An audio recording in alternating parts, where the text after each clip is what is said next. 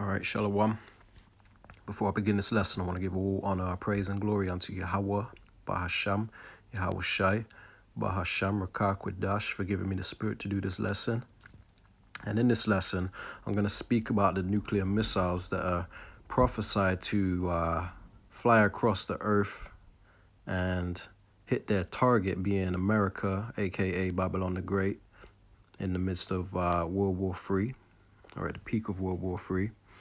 And this is biblical prophecy. And I'm going to prove this with scripture and show you exactly where it says this in the Bible.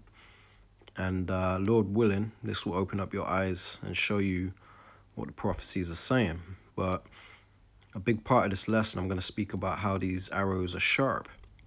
You know, the Lord has sharpened his arrows of indignation, his weapons of destruction, the waster. You know, there's many names for the nuclear missiles, which you'll find out in this lesson as we go along. But this sword is sharp and ready. It's ready for the slaughter, because it's going to come down upon Idumea and it's going to cause a big slaughter.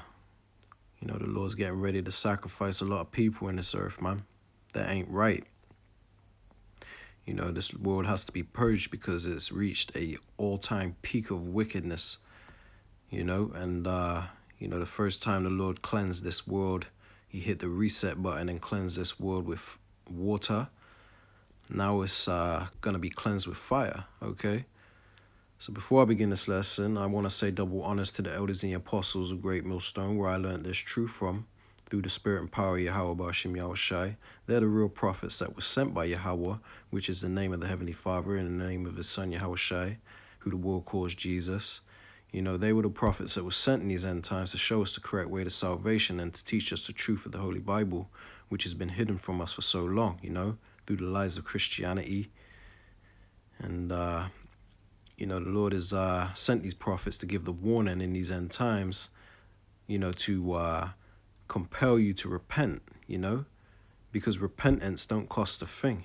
It just takes sacrifice. It takes you stepping out in faith and believing in the gospel, believing in the true gospel, should I say, and, making that conscious decision to clean up your ways. But, ultimately, you're not going to come into repentance unless you're chosen, So I also want to say shalom, which means peace be unto you, to the akwaf, which means you Israelite sisters out there, which consists predominantly of you so-called blacks, Latinas, and Native Americans. I want to say shalom to you Israelite sisters that are in order, okay? Shalom to you Israelites scattered abroad that may look like these other nations, meaning you might look like a so-called white man, Chinese man, Arab, or whatever other nation is out there. But if your seed line goes back to Abraham, Isaac, and Jacob, you are indeed a Hebrew Israelite, because this thing ain't about color. It's about a chosen lineage, a chosen seed line that is predestined, that salvation is offered unto, should I say. All right.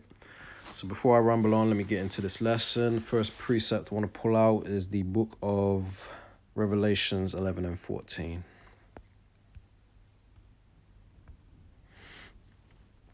All right, so this is the book of Revelations, chapter 11 and verse 14. It says, "The second woe is past, and behold, the third woe cometh quickly."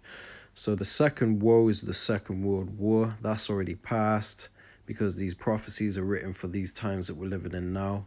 So this is why this says that the second woe is past, okay? Because at the time that this was written, the second woe hadn't even come yet. But the second woe is past because it's speaking to us in this final generation, okay? So the second woe is the Second World War. That is past, and behold, the Third World War is coming quickly, okay? Which we're on the cusp of right now, Some say we've already entered into World War III. As a matter of fact, let me just pull up a quick video to show you before I go any further involving what's apparently meant to happen when World War III does officially kick off, all right? This is what would happen if World War III started tomorrow. 10 minutes after the start of World War III, all the presidents of each country tell their citizens to stay home and a global confinement is in place. About 30 minutes after the start of World War III, all borders in all countries will be closed and there will also be traffic jams everywhere. Shortly after which is when nuclear weapons will have to be worried. Here are the regions of the world most likely to be affected. If about And you notice those regions it said were likely to be affected. You see the regions that are lit up there? That's the sinful kingdom. Mainly the US, which is prophesied to be nuked off the map. So it lines up with what this man is saying in this video, you know? And then you got the UK and Europe, you know what I mean? They're all lit up. So, you know, those are actually the areas that have the most of the so-called UFO sightings, which the Bible calls the chariots of the Most High. And the scriptures do state that the eyes of the Lord, which is those chariots that the angels fly around in, those are the eyes of the Lord. And the scripture says that the eyes of the Lord are upon the sinful kingdom, and I will destroy it from off the face of the earth. So that really lines up with, you know, this image right here that you see, you know. Just run it back a little bit. Here we go. everywhere. Shortly after which is when nuclear weapons will have to be worried. Here are the regions of the world most likely to be affected. If about 75% of the nuclear bombs in the world were fired at the same time, there would be hundreds of millions of deaths and no internet connection in the world. Then the air would be so polluted that it would be completely impossible to see the sunlight. 1 week later, food production collapses and 2 billion people are left without food. 1 month later, the ozone layer of our Earth would be completely destroyed, and as a result, many plants would be killed. 1 year later, billions of people would have died. It would take about 50 years for the ozone layer to recover as it was before. It would take another 50 years for our world to rebuild itself. Here is one picture of what the planet might look like. So do you think you can survive? You know, where it said that millions of people, or billions of people, should I say, will die of starvation. This wasn't the scripture I planned to bring out next, but I might as well, through the Spirit, you know what I mean, bring this quick precept out. All right, so this is the book of 2nd Ezra, chapter 16. I'm going to start at verse 22. It says, "For many of them that dwell upon the earth shall perish of famine, and the other that escape the hunger shall the sword destroy." Okay, so the sword can go into a variety of things, which means martial law, troops, you know, World War III, you know, violence and bloodshed. It can also go into those nuclear weapons. So the point being that many of them that dwell upon the earth, meaning billions, okay, they're going to perish of famine, which means food shortage. A lot of people are getting ready to starve to death in this world. And it says, "And the other that escape the hunger shall the sword destroy," you know. So the sword can go into a variety of things, like I said. And it says that, "And the dead shall be cast out as dung," because there's not going to be any functioning funerals, and, you know, there's not going to be morgues. They're going to be overpacked or whatever, you know what I mean? Nothing's going to function as it does in a collapsed society, which is what's going to happen in the midst of World War III that we're on the verge of. This is why this is the time for you to get really serious about, you know, the future of this world and your salvation, because that's the only escape from what's coming, because these plagues are sent of the Lord, okay? Let me continue reading. I'm going to start from the top again. 2nd Ezra 16 and 23. It says, "And the dead shall be cast out as dung," just laid out in the street like dog crap. It says, "And there shall be no man to comfort them," meaning giving them a proper burial. It says, "For the earth shall be wasted, and the cities shall be cast down." See? You know what I mean? That's going to be total system collapse, man. Followed by nuclear missiles. All right, so the next precept I actually want to turn to is the book of Isaiah, chapter 9 and verse 5. This is Isaiah 9 and 5. It says, "For every battle of the warrior is with confused noise and garments rolled in blood, but this shall be with burning and fuel of fire." Talking about this third woe, okay? The Third World War. This one's going to be different than all other wars. All other wars, it says, "For every battle of the warrior," which means these wars, you know, and these skirmishes and stuff, "is with confused noise and garments rolled in blood." You know, like in the medieval days, when they would wear all that tin armor, looking like Tin Man, you know what I mean? And they would carry a sword, and they would, you know, have it out on the battlefield. It was a straight, raw, bloody shouting match, you know what I mean? A lot of screaming and cursing and chopping and stabbing, and you know what I mean? It was vicious, okay? So I'm gonna read that from the top again. For every battle of the warriors with confused noise and garments rolled in blood. It says, but this third world war, but this shall be with burning and fuel of fire. What do you think that means, man? That means nuclear missiles. This one's going to be nuclear, okay? And these nuclear weapons weren't created to just sit on a shelf and collect dust and look pretty. They're created, they exist because they are prophesied to be used, okay? The Lord isn't going to come back before these things are used. They have a purpose in this world. The Lord didn't have man create them for no reason, okay? And as a matter of fact, the Lord is the one that made man create those. Let me just pull up that precept real quick. All right, this is the book of Isaiah, chapter 54 and verse 16. It says, behold, I have created the smith, okay? Like a smith is like a scientist or a man that's skilled in his art. You know what I mean? You have a locksmith. They specialize in locks and keys and stuff. You know what I mean? And you have the smith that this precept is talking about is someone that's skilled in making nuclear weapons. Okay, it says, "Behold, I have created the smith that bloweth the coals in the fire." Okay, it says, "And bringeth forth an instrument for his work." It says, I have created the waster to destroy it. And that's one of the names of the nuclear missiles, okay, which is the waster, okay, because what it's going to do is leave a land desolate and waste, you know. It's going to waste everything that it consumes, that it burns up, you know. So this is what it's talking about. The Lord created the people, the scientists and stuff that created these nuclear missiles. And they're all being formed ready for this World War III, okay? Let me just bring out another quick precept. It's the book of 2nd Ezra, chapter 16 and verse 13. It says, for strong is his right hand that bendeth the bow.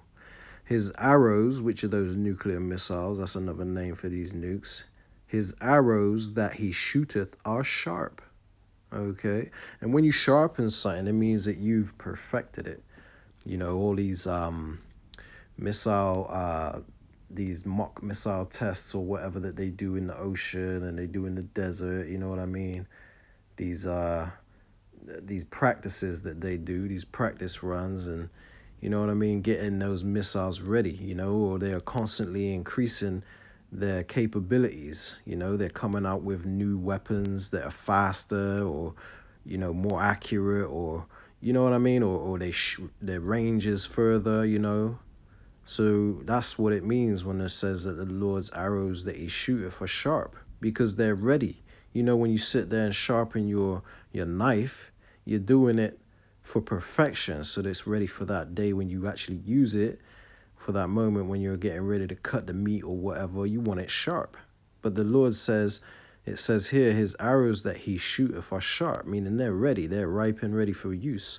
It says, and shall not miss when they begin to be shot into the ends of the world, okay? So they won't miss. That's key right there. I need you to remember that as we go along in this lesson, because they're not going to malfunction. These things are going to accomplish exactly what they were intended to do. What they were created to do, okay? They were created of the Lord, basically, okay? And they're gonna do exactly what the Lord made them for, okay? They're not made to, you know what I mean, to be shot and malfunction. These things are gonna do exactly what they're created to do, man. So it says, when they begin to be shot into the ends of the world, proving that this is not talking about your typical bow and arrow, because you can't shoot an actual arrow, like as in archery, you can't shoot an actual arrow to the end of the world. So this is talking about the nuclear missiles, because the world is going to be consumed with fire, okay? Especially America, Babylon the Great. That's going to be nuked off the map, okay? We're going to prove this as we go along.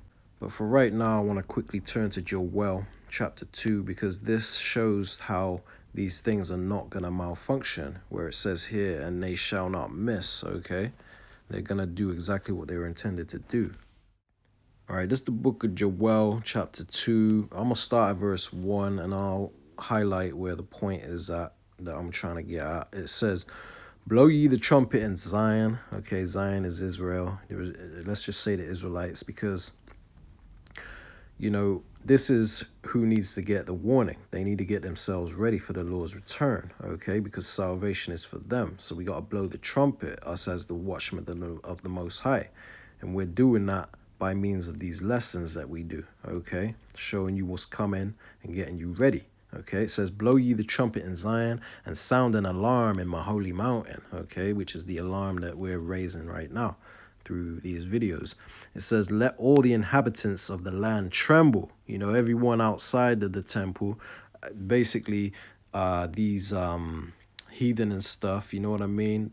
Hey, they should all be trembling right now because we're declaring what's getting ready to come, you know? And there's nothing that they can do about it. This is the day that is coming upon all the heathen. Okay, the Lord is getting ready to destroy these heathen, man. Everyone that's in the land of America, okay, because this is the land it's talking about. It says, let all the inhabitants of the land tremble. It says, for the day of Yahweh cometh, for it is nigh at hand. It's almost here. Okay, and this is why we're raising the alarm, letting you know this is the time it's talking about. It says, a day of darkness and gloominess, a day of clouds and of thick darkness, as the morning spread upon the mountains. Okay, so that means it's going to be a day of smoke. Okay, because the whole of America is going to be burning, man. It's going to be, the smoke is going to cover the whole earth. It says, a great people and a strong. Okay, which is talking about the nukes. This is metaphorically speaking, okay? It says, a great people and a strong, that have not been ever the like, neither shall be any more after it. Okay, there's never been weapons like this, and there never will be weapons like this on earth again. Okay, these are invented and created for this specific time. It says, even to the years of many generations, okay? It says, a fire devoureth before them, and behind them a flame burneth. It says, the land is as the Garden of Eden before them. You know, America's all done up. You know, Esau's at the peak of his kingdom. He's got his skyscrapers all lit up, his cities and everything functioning. It says, and behind them a desolate wilderness, because after the nukes do what they do, they're going to destroy everything and turn it into what looks like a desolate wilderness. It says, yeah, and nothing shall escape them. It says the appearance of them is as the appearance of horses, meaning they look powerful. It doesn't mean they actually look like actual horses. Horse represents power, okay? So the appearance of them is powerful, basically. It says, and as horsemen, so shall they run. Okay, these things are going to go, man.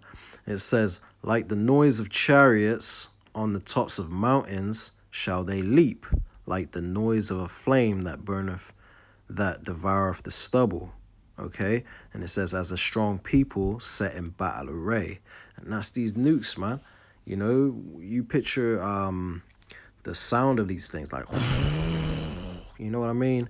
That propel system that they got, you know what I mean, when they're propelled through the air, you know what I mean? And the flame is what does it say? It says, and behind them a flame burneth, you know, and that's what's going to make that noise. It says, like the noise of chariots on the top of mountains, so shall they leap, like the noise of a flame of fire that devoureth the stubble, you know, that proper, you know what I mean, that proper burning noise, man. It says, as a strong people set in battle array. Okay, and it says, before their face the people shall be much pained. It says, all faces shall gather blackness. Okay, and I was planning to do a lesson a while back called the Day of the Gollywogs, which is symbolic for, you know, this precept right here, man, which is talking about that day when them nukes come and everybody's face gather blackness. It just reminded me of a gollywog. So I was going to call a lesson the Day of the Gollywogs. But never did end up doing that lesson. Now, before I actually read the rest of this, I just want to quickly show you a quick video because this precept reminded me of that. It says the appearance of them is as the appearance of horses, and as horsemen so shall they run. Okay, and it says down here, as a strong people set in battle array. I just want to show you something real quick of the speed of these things. I came across this video on Instagram and it kind of made me think I need to bring this out in this lesson. Check this out.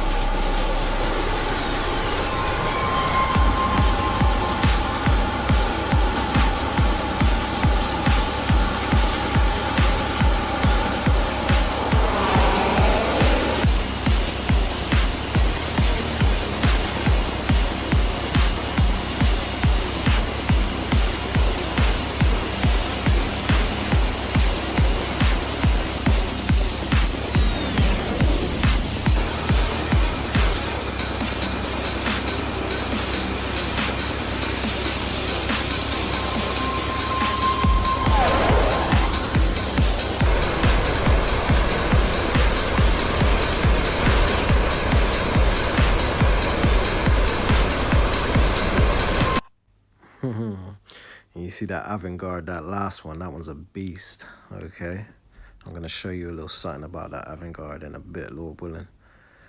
But let's get back to this precept, because as that video reminds you exactly of what these scriptures say here in Joel 2 and 4. The appearance of them is the appearance of horses, meaning powerful. It says, and as horsemen so shall they run. These things go, you know what I mean? The speed of these things. All right, so let's jump down to verse 7. It says, they shall run like mighty men. They shall climb the wall like men of war. Okay, and this ain't literally talking about nukes just climbing walls. Okay, it's metaphorically speaking. This is basically dark sayings, the meaning that they're gonna climb over, they're gonna overcome any defense. You know what I mean? A wall is like a defense. You know what I mean? So they shall climb the wall like men of war, meaning they're going to climb over their defenses. They're going to break Esau's defenses, man. Esau's going to be defenseless against these nukes that are going to come for him, okay? It says, they shall march, every one on his ways. They shall not break their ranks. See? These things are going to do exactly what they were meant to do, and they're going to do it with perfection, with precision, okay? It says, neither shall one thrust another, okay? They're not going to malfunction and hit each other in midair. You know what I mean? It says basically the spirit of the Lord is going to be in these nukes, man. They're going to do exactly what they were meant to do. It says, neither shall one thrust another. They shall walk every one in his path. It says, and when they fall upon the sword, which is Esau's defense systems, you know what I mean? His, like Israel has the Iron Dome, where they basically have a missile defense system. You know what I mean? So it says, when they fall upon the sword, they shall not be wounded. Basically, the missile defense system ain't going to do shit. It ain't going to do nothing to these nukes, man. Let me quickly show you another video that kind of backs that up. I'm going to show you. This is going to kind of clear things up a little bit. So what would happen if an ICBM is being launched toward the United States? Well, the chances of intercepting this type of missile are very low, if not impossible. Let me explain. A typical intercontinental ballistic missile burns for about 250 seconds. It can take up to 30 seconds just to detect an ICBM by satellites, and it can then take up to 60 to 70 seconds to launch an interceptor missile, and that's without taking into account a decision time. Ballistic missile travels at a speed of about 50,000 miles per hour. That's 9 times faster than the speed of an average bullet. In this scenario, there are 2 ways Americans can intercept a nuclear warhead: using a ground-based interceptor or using a missile that can be launched from Aegis cruisers and destroyers. But here is the big problem. During its mid-course phase, a typical Russian ICBM, like the R-36 Satan, can release what seems to be 50 nuclear warheads. But in reality, only 10 of those are actual warheads, as the other 40 are decoys. All of a sudden, one ICBM has turned into 50 different moving targets, 10 of which need to be intercepted. Here's the catch. Each ground-based interceptor only has a 56% probability of actually intercepting a single target. That means it would take up to 4 interceptors to increase the probability of intercepting a single target to 97%, which means a single ICBM with 10 deployed warheads can easily overwhelm the United States' entire ground-based interceptors and possibly detonate on American soil. That's mind-blowing. That means that America don't stand a chance, okay? The scriptures say, you know, they're going to fall upon the sword and not be wounded. Because part of these missiles is going to be hit by these missile defense systems, but it's just decoys. There's 10 out of 50 of them are real actual warheads, okay? So basically, there's like 40 decoys America has to go through to find the real ones. The Lord has set this up perfect, and Putin is a very clever man. The Lord used the right man for the job.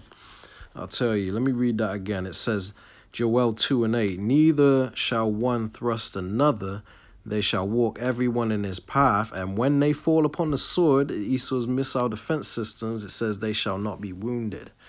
America is through.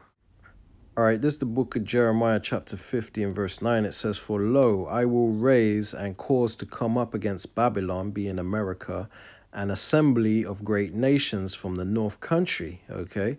So China, Iran, all these countries are basically going to come against America, man.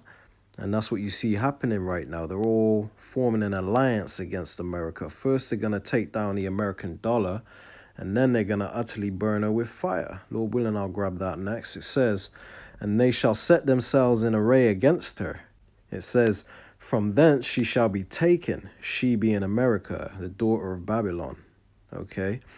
It says, their arrows, which are these nukes, shall be as a mighty expert man. It says, none shall return in vain. Okay? Just like I said, man, they're going to do what they're meant to do, and they're going to be an expert at doing it. These things are sharpened, ready for perfection, okay? Let me just bring out another quick precept. All right, this is the book of... Hey, I saw that. That was bugged out. Anyway... This is the book of Isaiah 13 and 5. I'll start at 5. It says, they come from a far country, from the end of heaven. Okay, so it's talking about these arrows, you know, these nukes. They come from a far country, from the end of heaven. It says, even Yahweh and the weapons of his indignation to destroy the whole land, okay, meaning the whole land of America, a.k.a. Babylon the Great. So the weapons of the Lord's indignation means righteous anger.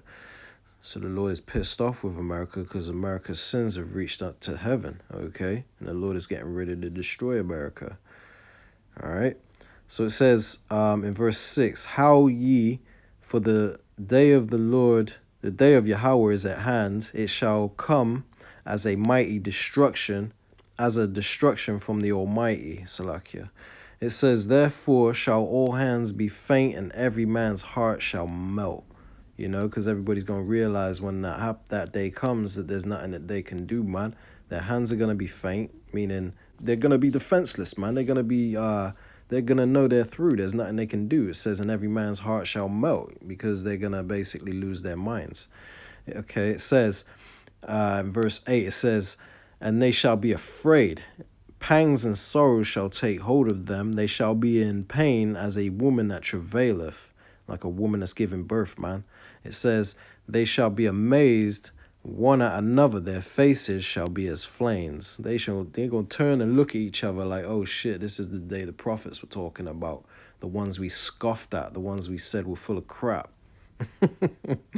It says, behold, the day of Yahweh cometh, cruel and with wrath and with fierce anger. and fierce anger, to lay the land desolate and to destroy the sinners thereof out of it. They're getting ready to perish, you know, Esau, Edom, and anybody that cleaves to them. You know, anybody that cleaves to these heathen, man. You know, if you don't want to get cleaned up while salvation is offered unto you, then, hey, you had your chance, and the Lord is just in what he's getting ready to dish out to America, man. Okay. So I got a quick clip I want to play before I bust out this next precept that I have on deck. And I'm not going to play the whole video because it's not really necessary, but there's one part in the video I really want to highlight.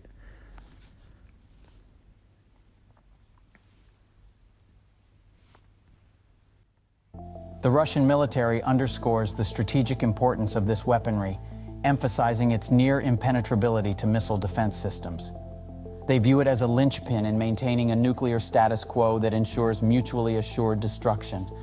But what key capabilities did it bring to the table? Let's have a closer look. As of 2022, 6 Avangard units were reportedly in active service. Its standout feature is the hypersonic capabilities, enabling it to fly at extraordinary speeds ranging from Mach 20 to Mach 27. This exceptional maneuverability stems from its unique design and aerodynamic features, characterized by a short wedge shape.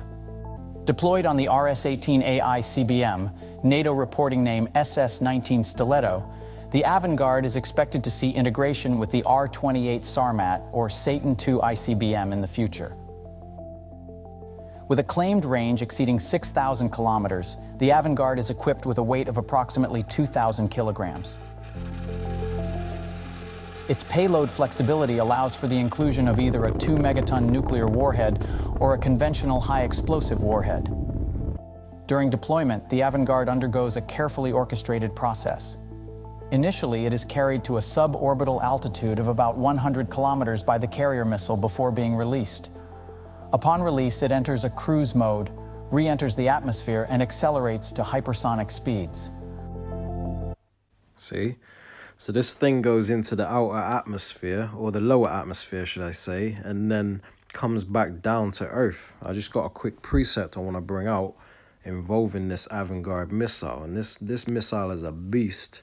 You know, that's the fastest missile. That's the one that you saw in that video where all the missiles were racing each other, and then the Avangard just come and just left all the other ones in the dust. Okay, so let me just bring out this quick precept. All right, so this is the book of Isaiah chapter 34 and verse 5. It says, "For my sword shall be bathed in heaven." That's talking about these nukes, man. Another word for the sword is a nuke, or another word for a nuke is a sword, should I say. It says, "For my sword shall be bathed in heaven." You know, it's going to go up into the atmosphere. It says, "Behold, it shall come down upon Idumea." And Idumea is the Greek term for the nation of Edom, okay, which is the so-called white man. It says, "And upon the people of my curse to judgment," because the so-called white man is the people of the Lord's curse. Okay, so these nukes were created to destroy Esau's civilization, basically, man. They're getting ready to come down upon anyone that cleaves to them that doesn't get delivered, but it's mainly intended for the people of his curse, which is the so-called white man. You know, I'll go ahead and prove this as we go along. Let me just quickly bring out another quick precept.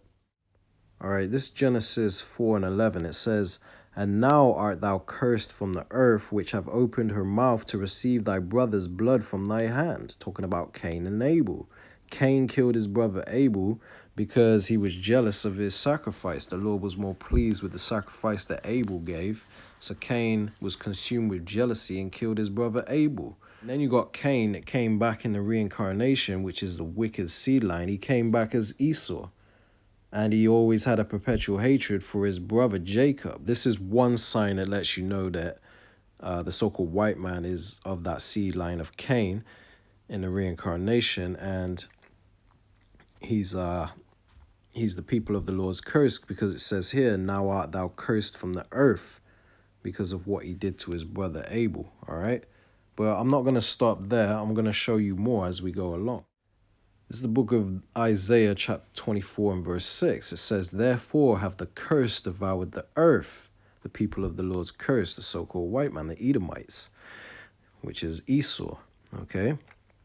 It says, therefore have the curse devoured the earth, and they that dwell in are desolate.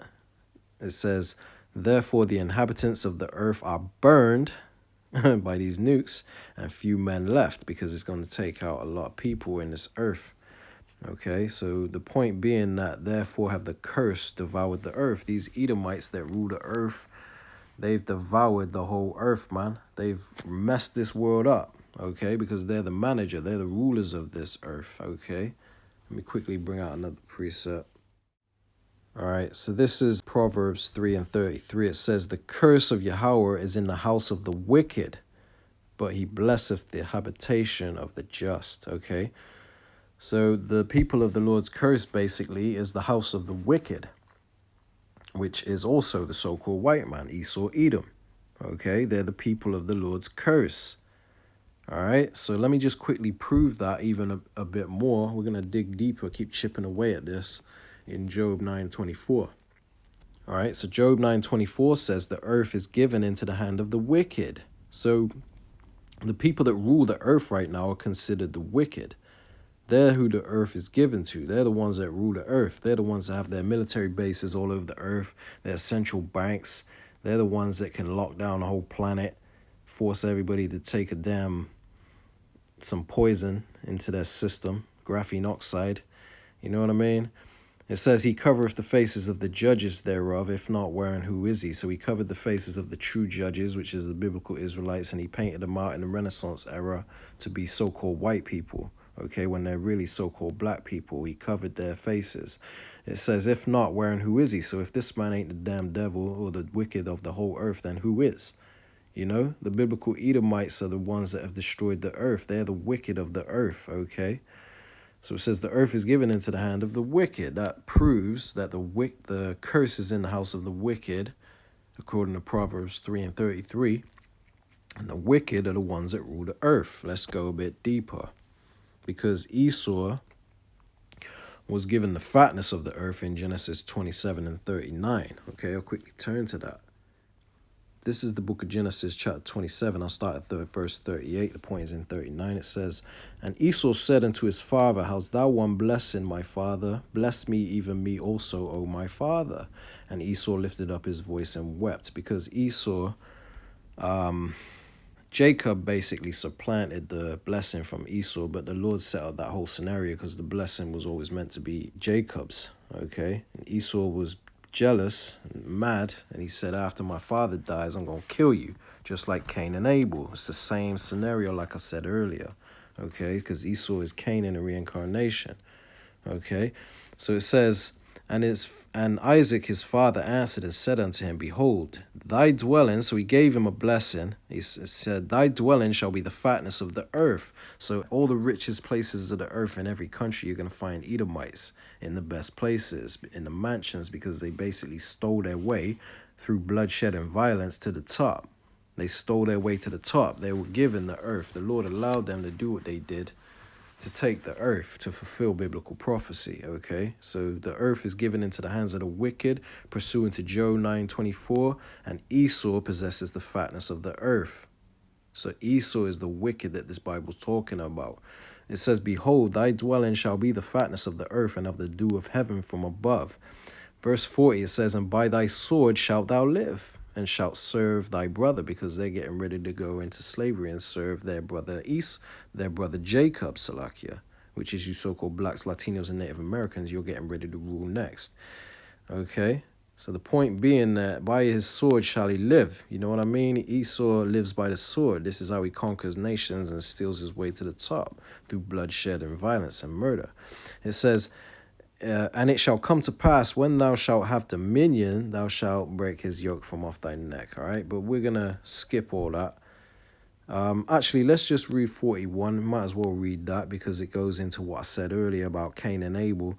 It says, and Esau hated Jacob because of the blessing wherewith his father blessed him. Okay, same scenario with Cain and Abel. It says, and Esau said in his heart, the days of mourning for my father are at hand, because his father was getting ready to die. He was on his deathbed when he gave them the blessing. It says, then will I slay my brother Jacob, just like Cain did Abel, okay? Because these are the people of the Lord's curse, okay? So Lord willing, this is more than proven that these are the people of the Lord's curse, and they're getting ready to be murked, okay, by these damn nuclear missiles. Let me just quickly turn back to the book of Isaiah 34, because I need this to be fresh in your head, okay? So this is Isaiah 34 and 5. It says, "For my sword shall be bathed in heaven," them nukes, they're going to go up, and it says, "Behold, it shall come down upon Idumea," the Edomites, and it says, or Esau, it says, "and upon the people of my curse to judgment." So the people of the Lord's curse is Esau, the Edomites, okay? You can't get around it, man. Now, I just want to quickly turn to a few more precepts, and then we'll close it out, all right? Because we've proven that these nukes are for Esau, that the America is getting ready to be destroyed by nuclear missiles. It's for the so-called white man. And I just want to quickly show you a few more things.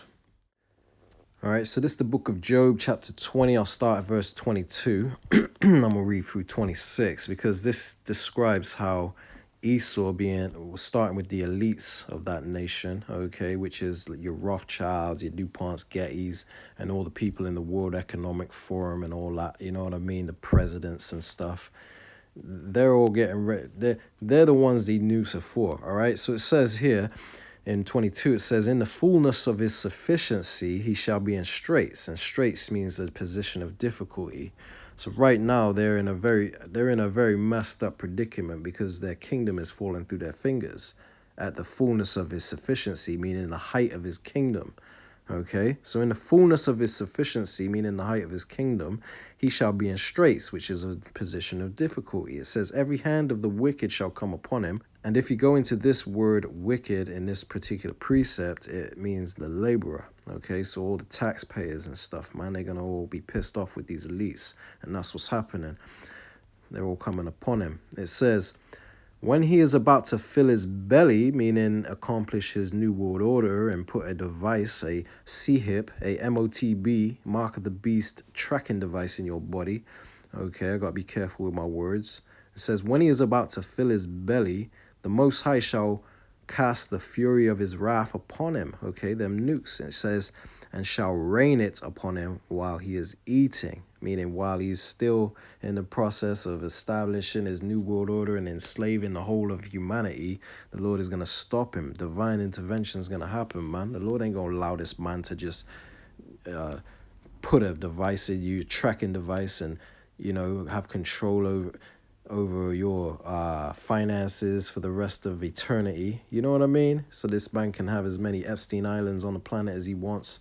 You know what I mean? Without consequence. Man, you're crazy if you think the Lord's going to allow this man to do that. It says, "He shall flee from the iron weapon," because he's going to go underground into those bunkers. It says, "and the bow of steel shall strike him through." Okay, so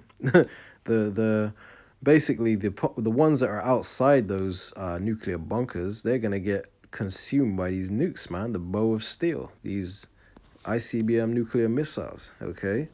It says, "It is drawn and cometh out of the body. Yeah, the glittering sword cometh out of his gall," which is those missile silos.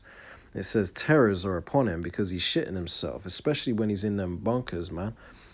Okay, it says, "All darkness shall be hid in his secret places," because it's going to be a bright day. There ain't going to be no shadows. It's literally going to be, literally, the all darkness is going to be gone, because it's going to be a bright day. It says, "All darkness is hid in his secret places. A fire not blown shall consume him," which is going into the, the atom bombs and stuff. It says, "It shall go ill with him that is left in his tabernacle." Okay, so basically, in a nutshell, this is saying that these nukes are going to come upon Esau, these elites, man. Okay, and backing up what we brought out earlier, let me quickly turn to chapter 15 and verse 21 through 22. It says, "A dreadful sound is in his ears," talking about the elites of Esau, Edom, okay, because this gospel has gone into the gates of the nobles, okay, which is talking about these elites. And they can't stand hearing this, because we're proclaiming their destruction. according to biblical prophecy, and we're declaring that we're getting ready to rule the earth next and turn this earth into a paradise, which is biblical prophecy. And they hate to hear it. So it says a dreadful sound is in his ears. It says in prosperity, meaning the peak of his kingdom, when the fullness of his sufficiency, like the other scripture said.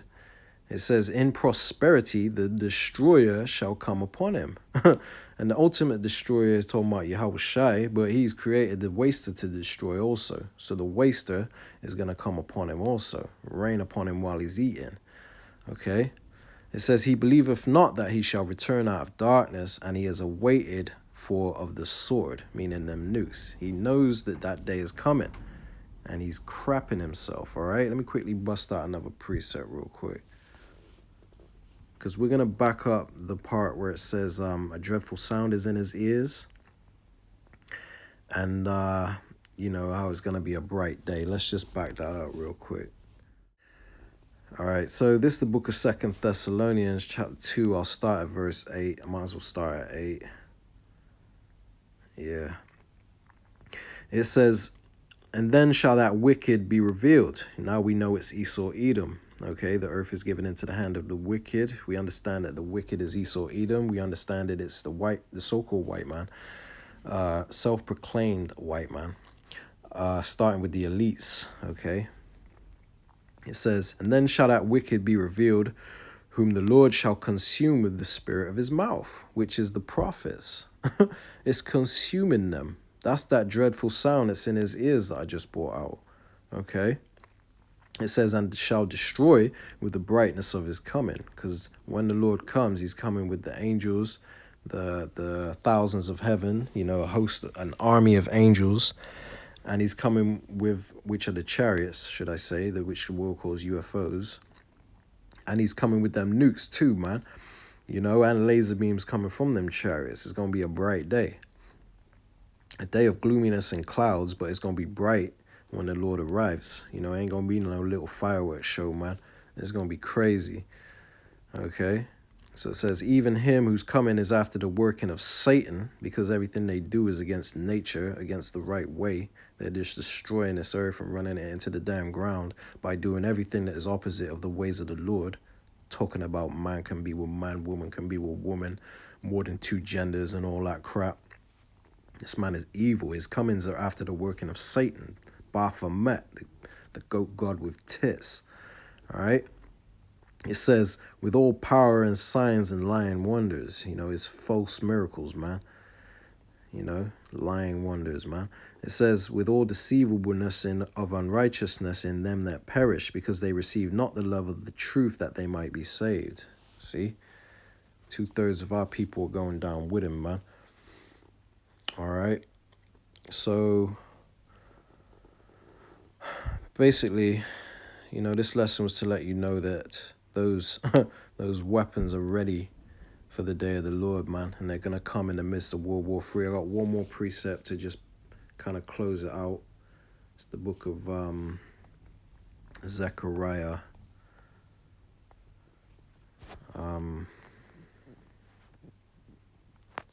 14 and 12. It says, and this shall be the plague wherewith Yahweh will smite all the people that fought against Jerusalem. And Jerusalem is a people before it's a place. So it's talking about the Israelites. So all these heathen that have basically had us in captivity and mistreated us and been racist toward us, you know, you so-called blacks, Latinos, and Native Americans, it says their flesh shall consume away while they stand upon their feet, and their eyes shall consume away in their holes, and their tongues shall consume away in their mouth. And what do you think that sounds like? That's these nukes, man, when they get let off. These people are going to be consumed by it while they stand upon their feet, okay? They're just going to melt away, okay? These nukes are going to burn them up. There's only one thing in the world that can do that, and that's these ICBM nuclear missiles. So that's what's getting ready to happen to all the people that have mistreated the Israelites in this earth, which are the Most High, Yahweh Bashim Yahushai's chosen people. Okay? You people are going to understand that you really messed up by mistreating us, because we are the salt of the earth. We're the people that are rightfully supposed to rule the earth, but we're kept at the bottom in ghettos and slums. And it's all by the will of the Lord anyway, but the Lord is getting ready to have mercy on us and set us on high. All right, so this is the precept I was looking for. Obadiah 1:15. It says, "For the day of Yahweh is near upon all the heathen. As thou hast done, it shall be done unto thee. Thy reward shall return upon thine own head." See, it says all the heathen. You can't get around it, man. So the day of the Lord is coming for all those that are counted as heathens in that day.